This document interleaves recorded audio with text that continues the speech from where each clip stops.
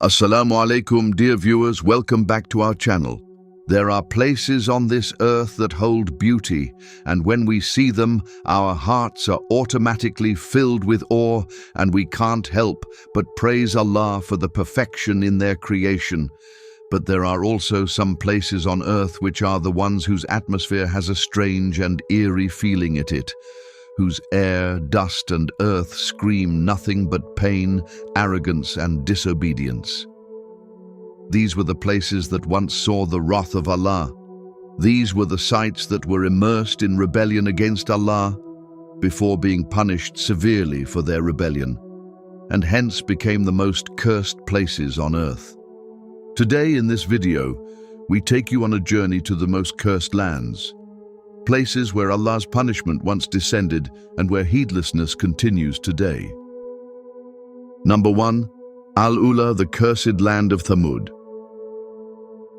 Al-Ula, located in present-day Saudi Arabia, is now marketed as a top-tier tourist destination.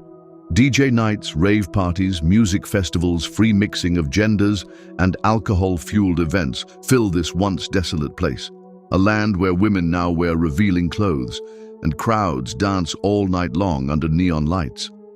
But do they not know? This is the same land where the nation of Thamud lived, a people whom Allah subhanahu wa ta'ala destroyed with a mighty blast. Allah mentions them in the Holy Quran. Indeed, the residents of the Stone Valley also denied the messengers. We gave them our signs, but they turned away from them. They carved their homes in the mountains, feeling secure. But the mighty blast overtook them in the morning, and all they achieved was of no help to them. Prophet Saleh, alayhi salam, was sent to the people of Thamud to guide them towards Tawhid. But the people continuously rejected him and his message. They asked Saleh, alayhi salam, for proof so that they could believe that Saleh, alayhi salam, was indeed a prophet of Allah. Thereby, Allah sent to them the she-camel as a living miracle, and Saleh, alayhi salam, instructed them to take care of the she-camel, but they hamstrung it out of arrogance and disbelief. This act led to their utter destruction. Narrated Abdullah bin Umar. While we were going for the battle of Tabuk, and when we reached the places of the dwellers of Al-Hijr, Allah's messenger said about the dwellers of Al-Hijr to us, "Do not enter the dwelling places of these people unless you enter weeping. But if you weep not, then do not enter upon them, lest you be afflicted with what they were afflicted with." Scientists have even discovered a hole in the ozone layer above this region, indicating a history of extreme natural disaster, a clue to the punishment that once struck this cursed land. Number 2. The Dead Sea, the land of the people of Lut, alayhi salam. The Dead Sea, known for its salty waters, is now a resort spot where tourists float for fun and enjoy its unique properties. But behind this salty lake is a story of shame, immorality, and the wrath of Allah. The people of Lot also rejected the warnings. We unleashed upon them a storm of stones. As for the believers of Lot's family, we delivered them before dawn as a blessing from us. This is how we reward whoever gives thanks. He had already warned them of our crushing blow, but they disputed the warnings. The people of Lut, upon him be peace, were involved in severe immorality and did not pay heed to any of the warnings that Lut, upon him be peace, gave them. When they continued in their sin and disregarded Allah's warnings, Allah flipped their entire land upside down and covered it with stones. This is not a place for selfies or luxury vacations. This is a place of reflection, of tears and repentance. Number 3. The land of Saba, the arrogant people of Yemen. Once a prosperous land filled with lush gardens and flowing rivers, the region of Saba, which is in present-day Yemen, flourished and was believed to be one of the blessed lands. But instead of gratitude, they became arrogant and ignored the signs of Allah.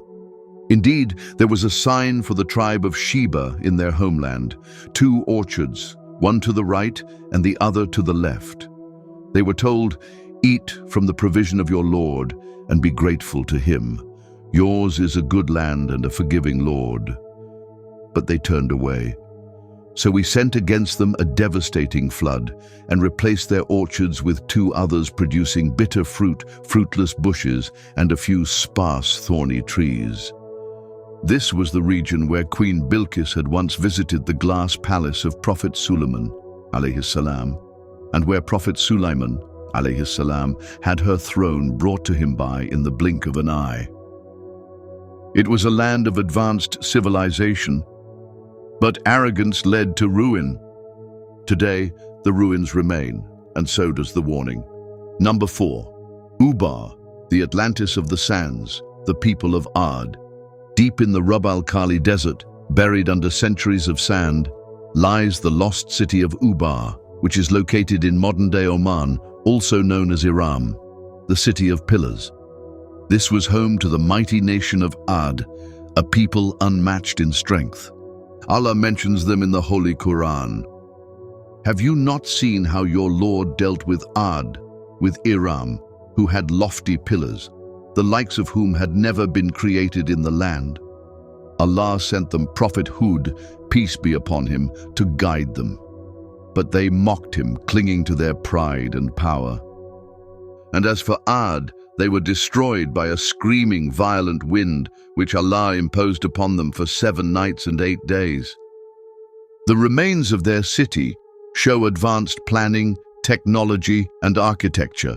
They were ahead of their time, but their arrogance made them blind. Today, Ubar is called the Atlantis of the sands, but it is nothing more than a memorial of destruction. Number 5. Between Mina and Muzdalifah, the site of Ababil's wrath. Before the birth of the Prophet, sallallahu alaihi wasallam, Abraha, a Christian king, came with an army of elephants to destroy the Kaaba, as it was affecting the economy as well as the tourism of his nation.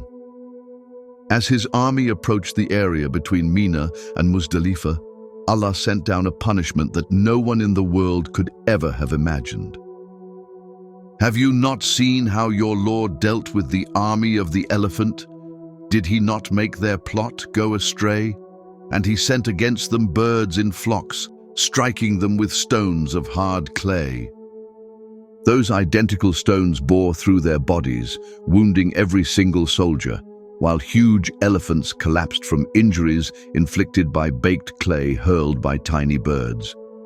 This area is still walked upon by Hujjaj during Hajj, but scholars and guides advise that this cursed land should be crossed swiftly, silently, and with tears, remembering the wrath of Allah that befell it.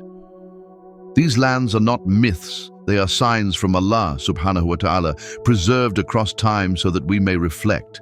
Yet today, people build parties on ruins, take selfies over cursed lakes, and commercialize the very spots where angels once descended with punishment. These are the spots that should never be entered. If one must enter or travel through these areas, one should do so while weeping rather than partying and loitering as we see today. These are not tourist places, but rather cursed ends. They are warnings carved in stone, preserved by Allah so that we may take heed. May Allah make us among those who take heed, not those who are heedless. Ameen.